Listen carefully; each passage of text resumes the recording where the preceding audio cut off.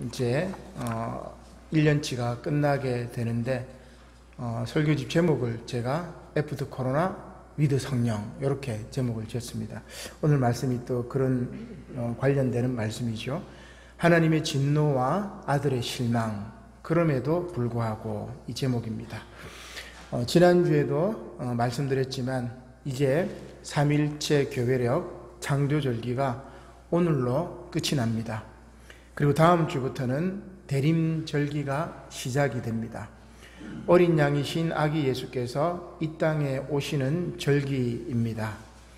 우리 교단이 사용하는 3일째 교회력은 창조절로부터 한 해가 시작되지만 성공회라든지 또 감리교회 그리고 예장통합교단이 사용하는 동상축제력, 우리 RCL이라고 이야기를 하는데 이 동상축제력으로는 대림절기부터 한 해가 시작이 됩니다. 우리 교회의 재정 시스템도 11월까지 한 해를 마감하고 12월부터 새로운 재정을 편성하게 되죠. 아무튼 3일체 교회력과 동상축제력 RCL의 차이는 성부의 창조로부터 한 해를 시작하고, 즉 9월부터 시작해서 8월 성령 강림절로 끝나느냐, 아니면 아기 예수께서 오시는 대림절, 대부분 한 12월부터 시작이 되는데 올해는 이제 11월 말부터 시작되죠. 이러한 아기 예수께서 오시는 대림절로부터 한 해를 시작하여 성령 강림절로 끝나느냐, 그 차이라고 할 수 있겠습니다. 그래서 우리 교단은 3일체 교회력으로 3일째 하나님의 중심을 두고, 그리고 동상축제력인 RCL 같은 경우는 예수 그리스도의 중점을 두는 거죠. 그래서 어떤 게 맞고 어떤 게 틀리다라는 것이 아니라 우리 교단이 사용하는 3일체 교회력은 창조절이 있다는 것, 그래서 생태계 보존에 대한 그런 감각들이 동상축제력보다는 조금 더 낫다라고 이렇게 볼 수가 있습니다. 우리가 3일체 교회력이 끝나고 나면 이제 앞으로 이제 한 해가 더 남았지만 동상축제력으로도 말씀을 전하고자 그렇게 생각을 하고 있습니다. 이렇게 창조절기를 지내며 특별히 추수감사주일이었던 지난주 말씀을 통하여 우리는 많은 위로를 받았습니다. 복음서 말씀을 통해서 지금 상황이 비록 어렵고 힘들지라도 항상 기도하고 낙심하지 말라는 위로의 말씀을 받았죠. 또한 구약 이사야 말씀을 통해서는 피곤한 자에게는 능력을 주시고 무능한 자에게 힘을 더하시는 하나님의 사랑을 깨달았습니다. 요한계시록의 말씀을 통해서는 마지막 날에 보호자 가운데 계신 어린 양이 우리들의 목자가 되어서 저와 여러분들을 생명수 샘으로 인도하신다는 귀한 말씀을 들었습니다. 그리고 그때 우리는 하나님을 영원히 찬양하며, 또한 하나님께서는 우리들의 눈에서 모든 눈물을 씻어주신다는 은혜로운 그 말씀을 받았지요. 그러나 오늘 창조절기 마지막 주일, 오늘 본문 말씀은 조금 우울합니다. 구약 본문 말씀인 창세기를 통하여 한 장 넘겨볼까요? 여호와께서 사람의 죄악이 세상에 가득함과 그의 마음으로 생각하는 모든 계획이 항상 악할 뿐임을 보시고 땅 위에 사람 지으셨음을 한탄하사 마음에 근심하시고, 그렇게 말씀하고 있습니다. 따라서 신약 본문 마가복음에서는 이렇게 말씀하시죠. 예수님께서 이 백성이 입술로는 나를 공경하되 마음은 내게서 멀도다, 그렇게 안타까워하십니다. 서신서 말씀인 로마서도 마찬가지입니다. 사도 바울도 마찬가지죠. 이렇게 마음으로 생각하는 모든 계획이 악한 자들과 입술로는 하나님을 공경하지만 그 마음이 먼 이들을 바울은 이렇게 고백합니다. 하나님을 알되 하나님을 영화롭게도 아니하며 감사하지도 아니하고, 이렇게 꾸짖으면서 이들의 생각과 마음은 오히려 그 생각이 허망하여지며 미련한 마음이 어두워졌나니 그렇게 한탄하고 있습니다. 따라서 심판은 피할 수가 없는 것이죠.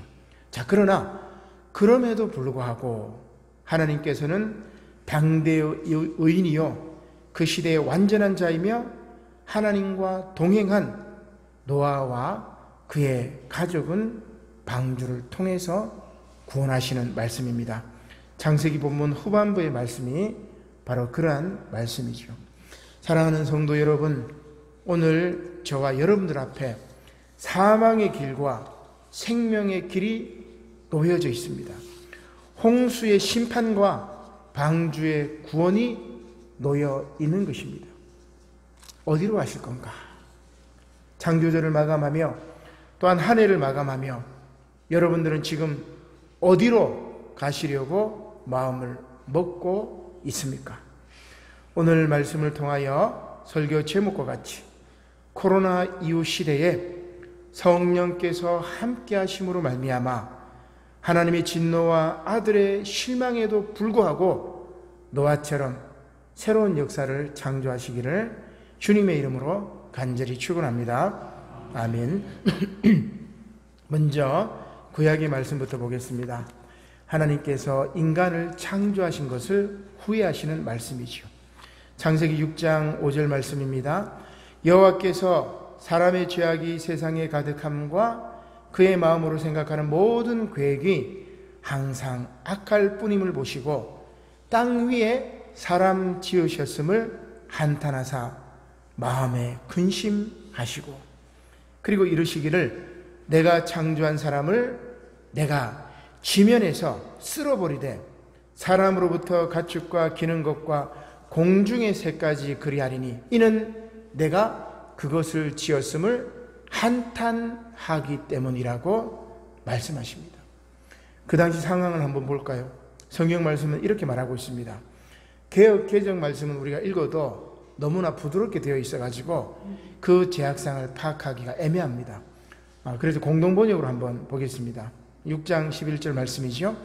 하나님 보시기에 세상은 너무나 썩어 있었다. 그야말로 무법천지가 되어 있었다. 하나님 보시기에 세상은 속속들이 썩어 사람들이 하는 일이 땅 위에 냄새를 피우고 있었다. 그래서 하나님께서는 노아에게 이렇게 말씀하셨다. 세상은 이제 막판에 이르렀다. 땅 위는 그야말로 무법천지가 되었다. 그래서 나는 저것들을 땅에서 쓸어버리기로 하였다. 여러분 얼마나 무서운 말씀입니까? 그죠? 우리 개역 개정으로 읽으면 그냥 그렇구나 옛날에 그랬구나 이렇게 넘어가는데 지금 오늘 공동번역으로 읽으면 지금 우리들에게 하시는 말씀이에요. 내가 저것들을 땅에서 쓸어버리겠다. 그 말씀이죠. 무법천지가 되었습니다. 세상이 속속들이 썩어 땅 위에 더러운 냄새를 피우고 있다고 합니다. 따라서 심판은 피할 수가 없는 것이죠. 그리고 이 심판은 먼저는 이방인에게 그리고 선민인 이스라엘 민족에게 해당이 된다고 오늘 세 부분 말씀은 이야기하고 있습니다. 먼저 서신서 본문 로마서 말씀에서 사도 바울은 이방인들의 죄악에 관해서 언급하죠. 왜냐하면 이방인들에게도 하나님을 알 수 있는 것을 만물을 통해 보여주었기 때문입니다. 그러나 이방인들은 그것을 알고서도 하나님께 감사하지 않았습니다. 따라서 책망하는 것이지요. 로마서 1장 18절 말씀을 보겠습니다. 하나님의 진노가 불의로 진리를 막는 사람들의 모든 경건하지 않음과 불의에 대하여 하늘로부터 나타나나니 이는 하나님을 알만한 것이 그들 속에 보임이라. 여기 이 그들은 누구를 말하냐면은 이방인들을 말합니다. 하나님께서 이를 그들에게 보이셨느니라.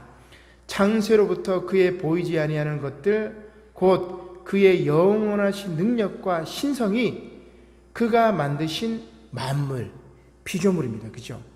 하늘과 땅과 구름과 산과 꽃들과 바람과 들판에 있는 풀들에게 이 만물들에게 하나님의 영원하신 능력과 신성을 보여주셨단 말이에요. 그래서 우리는 창조절기가 있는 이 삼일체 교회력이 참 우리 교단의 자랑이라고 할 수 있고 또 대단한 이 말씀이라고 할 수 있겠죠.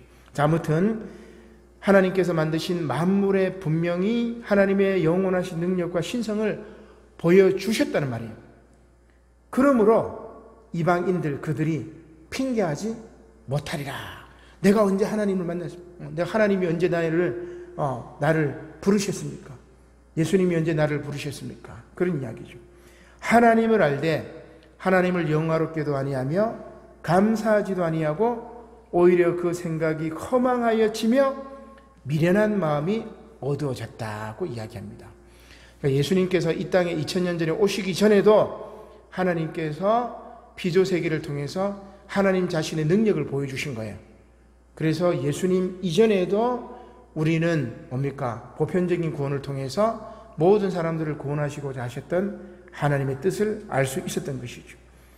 그들 이방인들은 이렇게 말합니다. 로마서 1장 22절에 보니까 스스로 지혜 있다 하나 어리석게 되어 썩어지지 아니하는 하나님의 영광을 썩어질 사람과 새와 짐승과 기어다니는 동물 모양의 우상으로 바꾸었다고 이야기합니다. 따라서 하나님께서는 그들 마음의 정욕대로 더러움 속에 내버려 두시는 것이죠. 하나님을 떠난 서글픈 인생의 모습입니다. 로마서 1장 24절 말씀입니다. 그러므로 하나님께서 그들을 마음의 정욕대로 더러움에 내버려 두사 그들의 몸을 서로 욕되게 하게 하셨으니 이는 그들이 하나님의 진리를 거짓 것으로 바꾸어 피조물을 조물주보다 더 경배하고 섬김이라. 그렇게 말씀하고 있습니다. 결국 이렇게 피조물을 창조주보다 더 경배하고 섬기는 이방인들에게 하나님의 진노가 하늘로부터 나타난다는 것입니다. 이것이 이방인들을 심판하시는 하나님의 말씀이죠. 그리고 복음서 말씀은 하나님을 믿는다고 하는 선민 이스라엘 백성들조차 하나님께서 심판하신다는 그런 말씀입니다. 특별히 하나님을 잘 믿는다는 종교 지도자들과 바리새인들 그리고 서기관들의 불의에 관해서 예수님께서 예리하게 지적을 하고 있습니다. 먼저 예수님의 제자들이 손을 씻지 않고 떡을 먹는 것에 관해서 종교 지도자들이 비판을 합니다. 그러자 예수님께서 오히려 종교 지도자들이 고르반이라는 제도를 잘못 사용하고 있는 것에 관해서 지적을 하고 있습니다. 말씀을 한번 보겠습니다. 마가복음 7장 1절과 2절 말씀입니다. 바리새인들과 또 서기관 중 몇이 예루살렘에 와서 예수께 모여들었다가 그의 제자 중 몇 사람이 부정한 손, 곧 씻지 아니하는 손으로 떡을 먹는 것을 보았더라. 이어서 이 말씀에 대한 부연 설명이 이어지죠. 마가복음 7장 3절의 말씀입니다. 바리새인들과 모든 유대인들은 장로들의 전통을 지키어 손을 씻지 아니한 손으로 손을 잘 씻지 않고서는 음식을 먹지 아니하며 또 시장에서 돌아와서도 물을 뿌리지 않고서는 먹지 아니하며 그 외에도 여러 가지를 지키어 오는 것이 있으니 잔과 주발과 놋그릇을 씻음이러라. 사실 이제 팔레스틴은 먼지가 많습니다. 먼지가 많기 때문에 여러분 성경에 보면은 눈병, 이 장님들이 많지요. 눈병도 심하고 또 피부병 환자들도 많잖아요, 그죠? 피부병도 심합니다. 따라서 밖에서 집으로 돌아왔을 때는 먼지가 날리지 않게 물을 이렇게 뿌려야 돼요. 이러한 것이 바로 장로들의 전통에 기록되어 있습니다. 여기서 전통 혹은 유전을 뜻하는 말인 헬라어 파라도신이라는 말은 문자적으로 대대로 손으로 혹은 말로서 이어받은 것이라는 뜻입니다. 따라서 이 장로들의 전통 혹은 장로들의 유전은 유대인들이 조상들로부터 말로서 이어받은 것으로 그 당시에 성문 율법이었던 모세오경을 해설하거나 혹은 모세오경의 하나님의 말씀을 새로운 상황에 적용시켜서 만들었던 구전율법을 말하게 됩니다. 그래서 이 장로들의 전통을 잘 지키려고 하죠. 그러나 이 장로들의 전통을 대부분 이 바리새인들은 예수님과 논쟁을 벌일 때 이 장로들의 전통을 가지고 예수님과 싸움하고 있죠. 가령 안식일 논쟁이나 이혼 문제 논쟁, 정결례에 관한 논쟁 등이 그렇습니다. 이러한 장로들의 전통은 예수님 당시에는 말로써 구전으로 이어져 있었지만 한 200년경, 귀혼 후 200년경에는 문자로 집대성되어 가지고 800년경에는 탈무드의 형태로 이렇게 만들어진 거예요. 우리 유대인들의 지혜서인, 잠언서인 이 탈무드가 바로 이 장로들의 전통이라고 이야기할 수 있습니다. 아무튼 바리새인들과 서기관들이 이렇게 장로들의 전통에 근거하여 예수님께 묻습니다. 마가복음 7장 5절이지요. 어찌하여 당신의 제자들은 장로들의 전통을 준행하지 아니하고 부정한 손으로 떡을 먹나이까? 바른 이야기예요. 그죠? 눈병도 심하고 먼지도 많아가지고 눈병도 심하고 피부병도 많으니까 시장에 갔다 와서는 손을 씻고 떡을 먹어야 건강하고 안전한데 왜 부정한 손으로 떡을 먹느냐? 장로들의 전통을 가지고 옳은 이야기를 합니다. 자, 그러자 예수님께서 이렇게 말씀하시죠. 마가복음 7장 6절의 말씀입니다. 이르시되 이사야가 너희 외식하는 자에 대하여 잘 예언하도다. 지금 그 얘기를 하는 이 바리새인들을 외식하는 자라고 얘기합니다. 표리부동한, 겉과 속이 다른 자라고 비판하는 거죠. 이사야가 너희들을 예언하였는데 어떻게 예언하였느냐? 이 백성이 입술로는 나를 공경하되 마음은 내게서 멀도다. 말로는 옳은 소리 해요. 그러나 그들의 행동은, 그들의 속마음은 다르다는 이야기죠. 그게 외식한다는 말입니다. 사람의 계명으로 교훈을 삼아 가르치니 나를 헛되이 경배하는도다 하였느니라. 너희가 하나님의 계명은 버리고 사람의 전통을 지키느니라. 하나님의 계명은 사랑하라는 말씀이지 모든 것들이 다 사랑으로 귀결됩니다. 그런데 바리새인들은 사람의 계명, 전통, 이 바리새인들이 물려받았던 장로들의 전통을 가지고 사람을 혐오하고 사람을 비판하는데 써먹은 거예요. 그래서 예수님께서 그들의 말이 옳지만 그들의 마음이 외식하는 자들과 같다고 비판하는 거죠. 또 이르시되 너희가 너희 전통을 지키려고, 사람의 전통을 지키려고 하나님의 계명, 사랑의 계명을 저버렸도다. 이렇게 말씀하시는 거죠. 예수님의 말씀에 따르면 바리새인들과 서기관들이 하나님의 말씀과 인간의 전통 가운데 인간의 전통, 교리를 중시한다고 합니다. 이들은 자신들의 그 전통과 교리를 지키기 위해서 하나님의 말씀을 버립니다. 중요한 본질보다 다른 형식이나 부수적인 것을 더 중요시한다는 것입니다. 우리 교단의 큰 어르신인 장공 김재준 목사님의 글 가운데 1952년경에 쓰신 글이 있습니다. 국경이 어디인가라는 글이죠. 제가 한번 인용해 보겠습니다. 한 장 넘겨보면, 장공 김재중 목사님이 쓰신 글이 생명, 평화, 정의죠.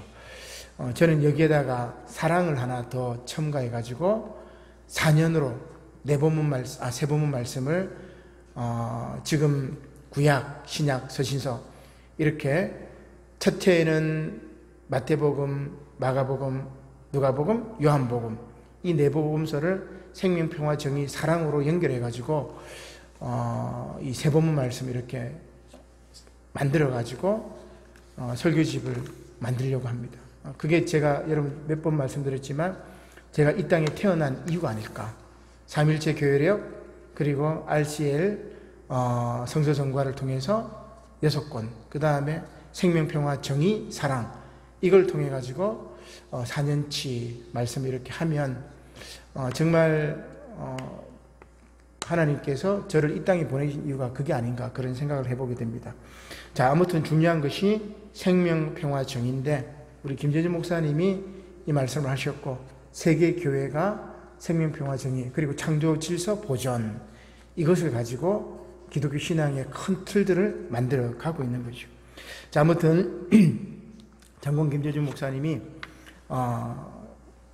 그 당시에 1950년대지만 참 자유로운 분이었습니다. 교리에 얽매이지 않았었고 그리고 진리가 너희를 자유케 하리라는 그 말씀에 따라서 참으로 자유로운 영혼이었는데 이 한국 교회 특히 이제 장로교회 교리적인 사람들 그들이 우리 장공 김재준 목사님을 이렇게 정죄를 해버려요.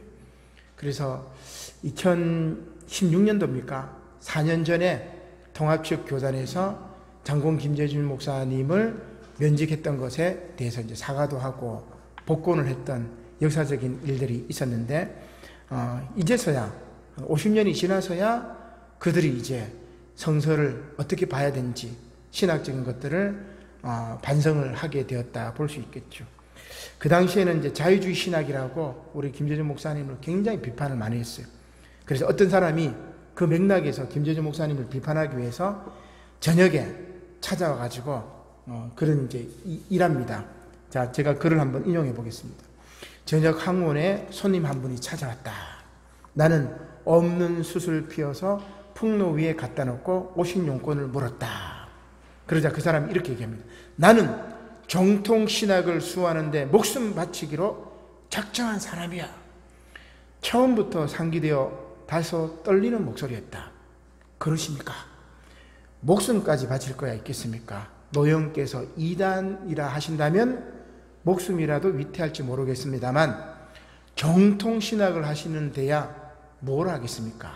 안전한 기성세대인데요. 그 당시에는 정통신학이라고 이야기를 해가지고 이거를 보수하려고 장로교가 막 혈안이 되어 있는 상태였습니다.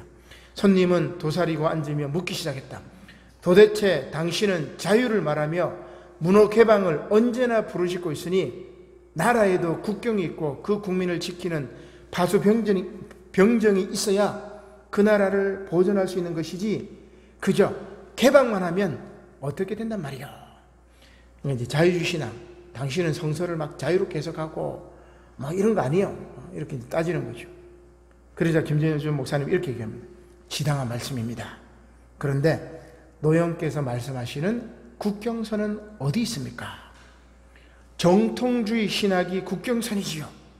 그는 한참 있다가 대답하였다. 그러면 그 나라의 임금은 정통주의 신학자이겠습니다. 그러자 그 사람이 아니요. 임금이야 그리스도시지요.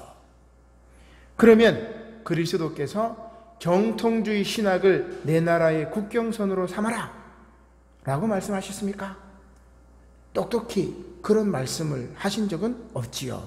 또 이렇게 이제 꼬리를 내립니다. 자, 김재준 목사님의 마지막 말입니다. 네, 그렇습니다. 예수님께서는 그런 말씀을 하신 일이 없습니다. 남을 평론하지 말라. 형제의 눈에 티는 보고 내 눈에 들보는 보지 못하느냐 하셨습니다. 원수를 사랑하라. 하늘에 계신 내 아버지의 온전하신 같이 너희도 온전하라고 하셨습니다. 국경선이 있다면 그것은 당신 머릿속에 그어놓은 것이요. 예수님이 그으신 것은 아닐 것입니다. 정통신학을 국경선으로 한다면 이제 다 이 장로교인들이니까 대체 감리교회는 칼빈의 예정설에 흥미가 없으니 감리교도 국경선 바뀔 것이요. 장로교 입장에서 보면 감리교는 달라요. 그죠? 국경선 바뀝니다. 성결교회도 구세군도 국경선 밖에 있는 적일 것입니다. 그러니까 50년대에 6.25 전쟁이 끝난 다음에 그 당시에 우리 장로교단이 얼마나 정통주의 막 옹호하면서 교리 옹호하면서 바리새적인 율법을 가지고 조금만 달라도 다 정죄해버려요. 감리교, 성결교 다 정리하고 장로교 자기들만 옳다고. 거기에 이 김재준 목사님이 자유로운 영혼이 정말 40년, 50년을 앞서간 신학을 통해 가지고 이야기를 했을 때 도대체 받아들일 수가 없었던 것이죠. 그래서 우리 한국 기독교 장로회 교단이 탄생한 겁니다. 역사적으로. 너무나 한국 교회사에서 위대한 일이라고 할 수가 있겠죠. 예장은 한 300개 갈라졌지만 우리 기독교 장로회는 이 정통을 정말 하나님 말씀, 예수님 말씀을 수호하기 위해서 갈라지지 않고 오늘까지 왔던 것입니다. 자, 김재준 목사님 계속 하십니다. 예수님께서는 사랑으로 친구를 만들라고 하셨는데 노형은 당신은 신학으로 원수 만드는 데만 열심이십니다. 그런데 도대체 정통신학이 무엇입니까? 이렇게 얘기합니다. 여기 이제 아마 우리 성도님들이 이야기는 좀 쉽진 않지만 신학적으로 우리 김재준 목사님의 어떤 삶을 이렇게 다시 돌이켜보는 것은 우리의 뿌리를 알 수 있는 중요한 일을 할 수 있습니다. 제가 이제 이 김재준 목사님의 글이 1952년경에 쓴 글이라고 소개를 했었죠. 이 당시는 우리 장로교가 분열되기 전이었어요. 고시는 신사참배로 먼저 분열이 됐었고 장로교는 하나였습니다. 우리 기장과 예장이 이때 이제 분열이 되기 시작한 거죠. 그 이후에 이제 우리 기장은 하나의 교단이었고 예장은 통합과 합동이 WCC 가입하는 것 때문에 갈라지기도 하고 그 다음에 예장은 또 막 갈라져요. 계속해서 분열의 역사라고 할 수 있습니다. 뭐 때문에 분열했을까? 인간의 전통, 하나님의 말씀과 인간의 전통 가운데 인간의 전통, 교리를 중시하는 신학, 교단, 교회가 지금 자기 외의 모든 것을 불의하다고 폄하하며 적으로 만들고 있습니다. 그렇게 개신교회가 타락해져 가고 있는 것이죠. 아무튼 예수님께서는 장군 김재준 목사님이 찾아온 손님에게 했던 대답과 비슷하게 바리새인들과 서기관들에게 이렇게 말씀하십니다. 마가복음 7장 10절의 말씀이죠. 모세는 내 부모를 공경하라 하고 또 아버지나 어머니를 모욕하는 자는 죽임을 당하리라 하였거늘 너희는 이르되 사람이 아버지에게나 어머니에게나 말하기를 내가 드려 유익하게 할 것이 고르반 곧 하나님께 드림이 되었다고 하기만 하면 그만이라 하고 자기 아버지나 어머니에게 다시 아무것도 하여 드리기를 허락하지 아니하여 너희가 전한 전통으로 하나님의 말씀을 폐하며 또 이 같은 일을 많이 행하느니라. 이 말씀 여러분 한 두세 번 읽어봐야 이해가 됩니다. 여기서 고르반이라는 말은 하나님께 드린 헌물이라는 뜻이에요. 이 제도는 정말 아름다운 헌신 제도이죠. 왜냐하면 자신의 소유물을 하나님께 드리겠다는 선언이기 때문입니다. 따라서 고르반으로 바쳐진 헌물은 아무도 손을 댈 수가 없는 것입니다. 오직 하나님께만 사용해야 하는 것입니다. 그런데 문제는 이 제도를 악용하는 것입니다. 가령 우리 이제 젊은 성도님들에게 해당이 되는 건데 가령 젊은 자녀들에게 나이가 든 부모님은 공경과 공양의 대상이지만 부모를 공경하고 싶지 않는 사람들이 이 고르반 제도를 악용합니다. 따라서 자신이 가진 땅이나 집이나 재물을 고르반으로 바쳐버립니다. 따라서 하나님께 다 드렸기 때문에 부모님을 위해서 쓸 것이 없습니다. 그렇게 얘기를 하는 거예요. 이 말씀의 맥락이. 기가 막힌 것은 이렇게 고르반으로 하나님께 바쳤던 헌물을 부모님이 세상을 떠나시면 아니 부모님 모르게 다시 제사장에 찾아와가지고 돌려달라고. 어머니 모르게 아버지 모르게 다시 내 헌물 돌려주십시오. 그러면 제사장이 그 사람이 고르반했던 헌물에서 얼마를 제하고 다시 돌려줍니다. 이렇게 고르반 제도를 악용하여 부모를 공경하지 않고 자신의 이속을 챙기는 그 바리새인들, 그들을 지금 예수님께서 욕하고 있는 거예요. 손 씻지 않는 걸로 음식을 먹는 것이 더러운 것이 아니라 너희들이 지금 하나님의 그 아름다운 제도를 악용하는 그것이 더 더러운 것이다. 그 이야기죠.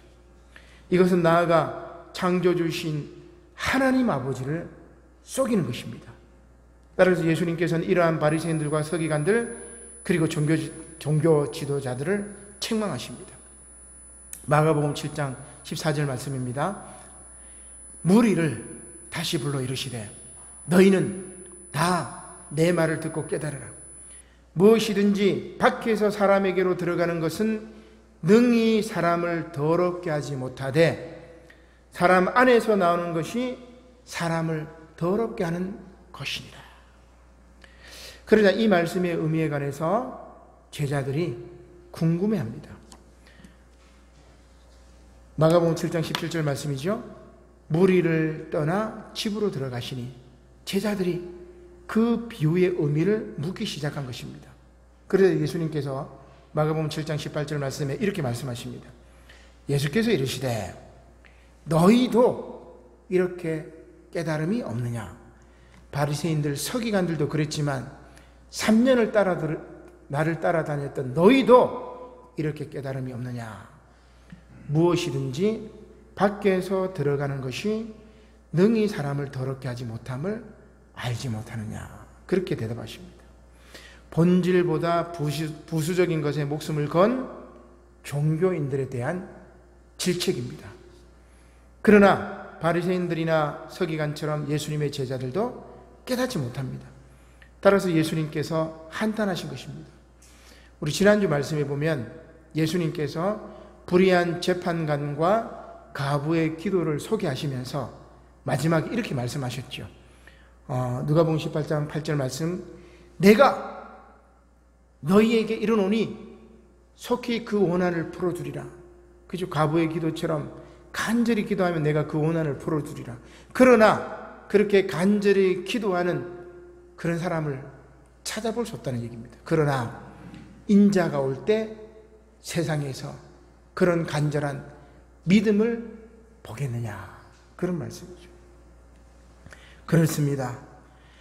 입술로는 하나님을 찬양한다고 하지만 그 마음은 딴 곳에 가 있습니다.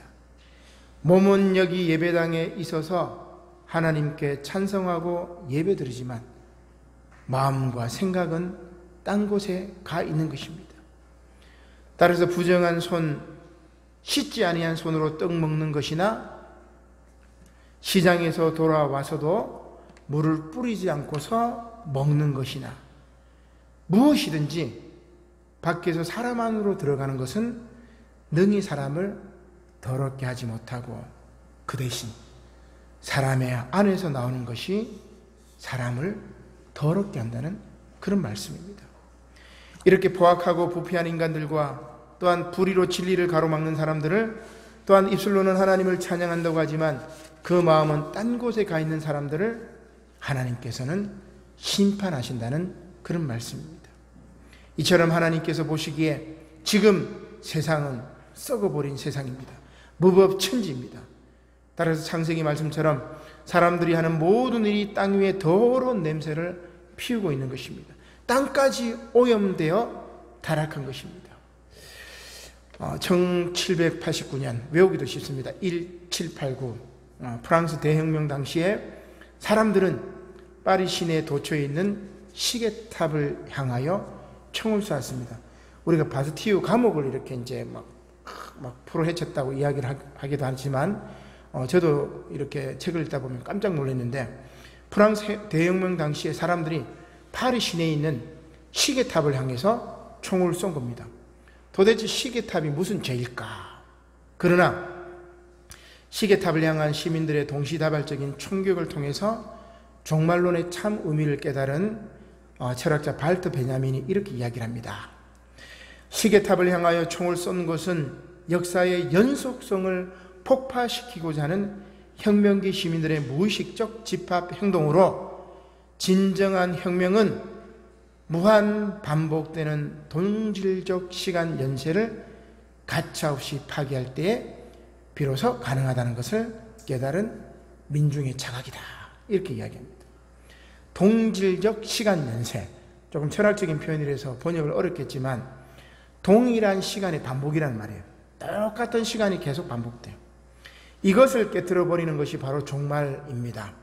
따라서 구약 성경에 나오는 묵시문학 다니엘에 등장하는 혹은 요한계시록에 등장하는 종말론은 폭력과 참상으로 얼룩진 이 현존하는 질서가 무너진 뒤에 심판의 시간과 함께 다가올 새로운 세계에 대한 유토피아적인 열망을 담고 있는 겁니다. 판타지적인 요소들을 통해서 그걸 담는 거죠.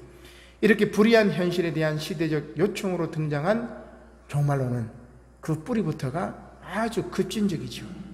따라서 불의한 현실에서 고통받는 사람들은 개혁을 받아들이지 않습니다. 왜냐하면 그들의 입장에서 10년 전이나 50년 전이나, 아니 이들 풀뿌리 민중들의 삶은 100년 전이나 1000년 전이나 똑같기 때문입니다.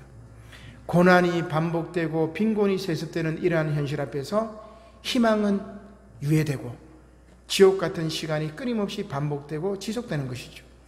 따라서 시계탑을 향하여 쏜 그 총알은 이러한 반복되는 이 일상의 고난을 끊어버리려고 했던 그 프랑스 대혁명 당시의 민중들의 희망의 종소리라고 할 수가 있습니다. 지금 누가 무엇으로 언제 이 불의한 절망의 연쇄고리를 끊어버릴 수 있을까? 하나님께서 창조하시는 새하늘 새 땅은 바로 자신이 누구인지, 또 내가 무엇을 가지고 언제 시계탑을 향하여 총을 쏠지를 아는 그런 사람들에게 열려 있을 것입니다. 아니, 좀 더 정확히 시계탑이 아니라 반복되는 불의한 체제를 향하여 총을, 물론 다른 모든 것도 가능합니다. 그것을 쏘는 사람들, 바로 그들에게 하나님의 놀라운 재창조의 역사가 일어나는 거죠. 그리고 오늘 우리는 그 사건과 그 사람, 그리고 그 때를 노아를 통해서 볼 수 있는 것입니다. 곧 구약 말씀에 나오는 노아를 통해서 희망을 찾을 수가 있는 것입니다. 말씀을 보겠습니다. 창세기 6장 8절의 말씀입니다. 그러나 노아는 여호와께 은혜를 입었더라. 바로 하나님의 은혜죠. 하나님의 은혜입니다. 이것이 노아의 조건이라. 노아는 의인이요 당대의 완전한 자라. 그는 하나님과 동행하였으며 세 아들을 낳았으니 셈과 함과 야벳이다. 셈과 함과 야벳은 새로운 인류의 시작이지요. 그죠? 우리가 황인종, 백인종, 흑인종 이렇게 이제 이야기를 하기도 하지만 셈과 함과 야벳은 새로운 재창조된 인류의 시작이라고 할 수 있습니다. 이러한 노아에게 하나님께서는 방주를 만들라고 하시죠. 창세기 6장 14절에 보면은 방주를 다 만들라고 이야기합니다. 이렇게 방주를 만든 후에 하나님께서는 이렇게 말씀하십니다. 창세기 6장 17절입니다. 조금 더 넘겨보겠습니다. 한 장 더, 한 장 더 넘깁니다. 내가 홍수를 땅에 일으켜 무릇 생명의 기운이 있는 모든 육체를 천하에서 멸절하리니 땅에 있는 것들이 다 죽으리라. 그렇게 선포하시는 겁니다. 그러나 노아와 그 가족, 혈육 있는 모든 암수 생물 한 쌍씩은 그 생명을 보존하도록 이끄십니다. 창세기 6장 18절 말씀이지요. 그러나 너와는 내가 새 언약을 세우리니 너는 내 아들들과 내 아내와 내 며느리들과 함께 그 방주로 들어가고 혈육 있는 모든 생물을 너는 각기 암수 한 쌍씩 방주로 이끌어들여 너와 함께 생명을 보존하게 하되 새가 그 종류대로 가축이 그 종류대로 땅에 기는 모든 것이 그 종류대로 각기 둘씩 내게로 나오리니 그 생명을 보존하게 하라. 새롭게 시작되는 겁니다. 또한 하나님께서는 노아에게 방주에서 홍수 기간 동안 삶을 유지하기 위해서 양식을 준비하라고 하십니다. 6장 21절 말씀이지요. 너는 먹을 모든 양식을 내게로 가져다가 저축하라. 이것이 너와 그들이 먹을 것이 되리라. 노아가 그와 같이 하여 하나님이 자기의 명령하신 대로 다 준행하게 됩니다. 이렇게 낡아버린 세상이 심판을 받고 새로운 세상이 시작이 된 것입니다. 그 새로운 세상에서 우리는 영원히 하나님만을 찬송할 것입니다. 따라서 오늘 본문 로마서에서 사도 바울도 마지막에 이렇게 고백을 하는 거죠. 주는 곧 영원히 찬송하실이로다. 그죠? 하나님은 우리를, 하나님 당신을 찬송하기 위해서 우리를 창조하신 거예요. 그러나 우리 인간들이 타락하고 범죄하고 땅을 더럽혔을 때 하나님은 우리를 심판하신다는 거예요. 그러나 당대 의인이었던 노아는 구원을 받은 겁니다. 오늘 저와 여러분들이 예수 그리스도의 피로 말미암아 의롭게 되었다면 그러한 의로운 삶을 살아야 하는 거죠. 사랑하는 성도 여러분, 코로나 이후 시대, 애프터 코로나 시대에 곧 이제는 코로나 바이러스와 함께 갑니다. 그래서 위드 코로나라고 이야기를 하죠. 이 애프터 코로나, 위드 코로나의 시대에 창조주 하나님께서 성령과 함께, 위드 성령, 그죠? 위드 스피릿, 성령과 함께 지금 우리를 기다리고 계심을 믿으시기 바랍니다. 이렇게 방주를 통한 생명의 길과 홍수를 통한 심판의 길을 펼쳐놓고 지금 저와 여러분들을 기다리고 계신 것입니다. 표리부동하지 말고, 안과 밖이 다르지 말고, 외식하지 말고, 진실한 믿음으로 하나님의 음성을 듣고 다시 오실 예수님을 맞이하실 준비를 하시는 저와 여러분들이 되시기를 주님의 이름으로 간절히 축원합니다. 아멘. 고마우신 하나님, 감사를 드립니다. 이제 코로나 바이러스와 함께 가는 위드 코로나의 시대에 창조주 하나님께서 성령과 함께 지금 우리를 보살피고 계심을 믿고 이제 당대의 의인이었던 노아와 같이 하나님의 정의, 하나님의 생명, 하나님의 평화를, 창조질서 세계를 보존하는 그러한 참된 그리스도인의 삶을 살아갈 수 있도록 저희 각 사람에게 성령께서 지혜와 능력과 힘을 허락하여 주시옵소서. 감사를 드리며 예수님의 이름으로 기도드립니다. 아멘.